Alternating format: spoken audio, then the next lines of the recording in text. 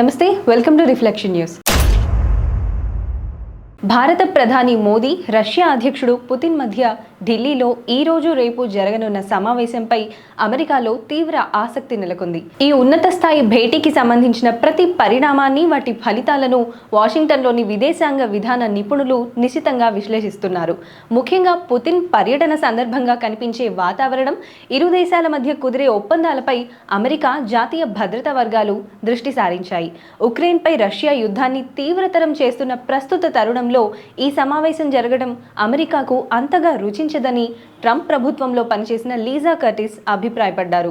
అయినప్పటికీ ఈ భేటీ ద్వారా వాషింగ్టన్కు, భారత్కు ఒక స్పష్టమైన దౌత్య సంకేతం పంపుతోందని ఆమె అన్నారు. అమెరికా నిపుణులు ప్రధానంగా రెండు విషయాలను గమనిస్తున్నారని బ్రూకింగ్స్ ఇన్స్టిట్యూషన్కు చెందిన తన్వి మదన్ తెలిపారు. పుతిన్కు ఢిల్లీలో ఎలాంటి రెడ్ కార్పెట్ స్వాగతం లభిస్తుంది, రక్షణ, ఇంధన రంగాల్లో ఎలాంటి కీలక ఒప్పందాలు కుదురుతాయి అనే అంశాలపై వారు దృష్టి సారించారని వివరించారు. భారత్ కొనుగోలు చేస్తున్న రష్యా చమురు లెక్కలను కూడా వారు పరిశీలిస్తున్నారని ఆమె వెల్లడించారు.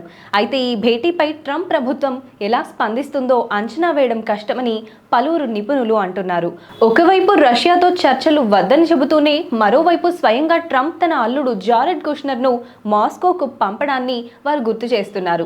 ఈ నేపథ్యంలో పుతిన్కు మోదీ ఇస్తున్న గౌరవాన్ని చూసి అమెరికా తీవ్రంగా స్పందిస్తుందా లేదా వ్యూహాత్మక మౌనం పాటిస్తుందా అనేది వేచి చూడాలి.